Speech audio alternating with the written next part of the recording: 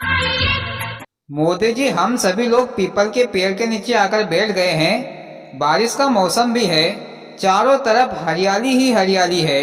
बहुत आनंद आ रहा है। भैया, आनंद तो तब आएगा जब मोदी जी हम लोगों को मजेदार कहानी सुनाएंगे। मोदी जी, कोई मजेदार कहानी सुना दो। हाँ हाँ, क्यों नहीं। मैं तुमको एक कहानी सुनाता हूँ। एक समय की बात है। मोदी जी, हमेशा एक ही समय की बात होती है। अरे मोदी जी, कभी कभार दो चार समय की भी कहानी सुना दिया करो। तो भैया, तुम ही दो चार समय की कहानी सुना दो।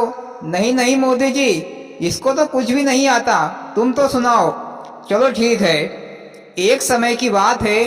एक गांव था। उस गांव में एक लड़का रहता था जिसकी उम्र 12 साल थी।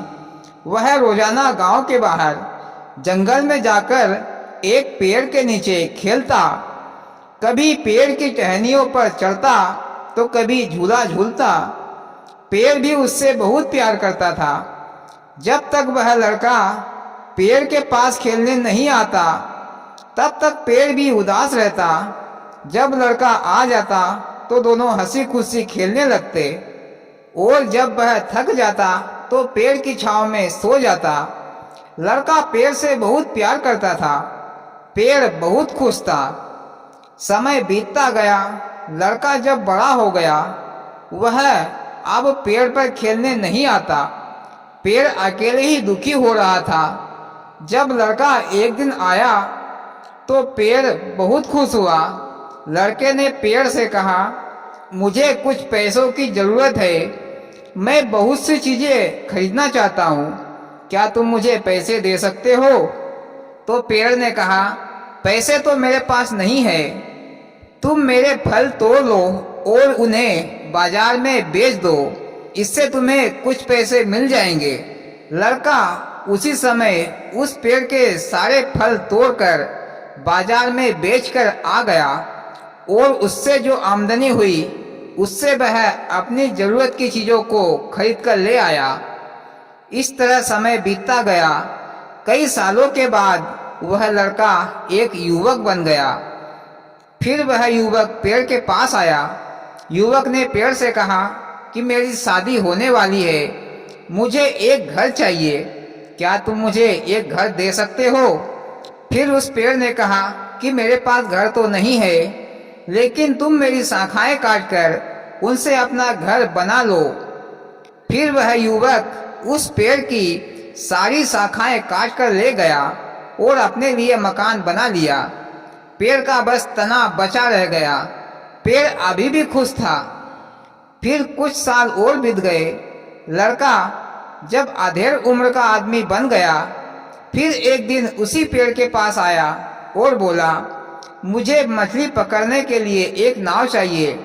तो क्या तुम मुझे एक नाव दे सकते हो? तो पेड़ ने मुस्कुराते हुए कहा कि मेरे पास नाव तो नहीं है। मेरा तना बचा है, उसे काटकर अपने लिए नाव बना लो। फिर वह आदमी ने पेड़ का तना काटकर अपने लिए नाव बना ली। पेड़ फिर भी खुश था। मोदी जी, उस लड़के ने तो पेड़ को पूरा काट दिया है, फिर भी पेड़ खुश है। कारण क्या है? भैया, मैं बता रहा हूँ। पेड़ का अब केवल ठूंठ बचा। इसी तरह कई साल और बीत गए।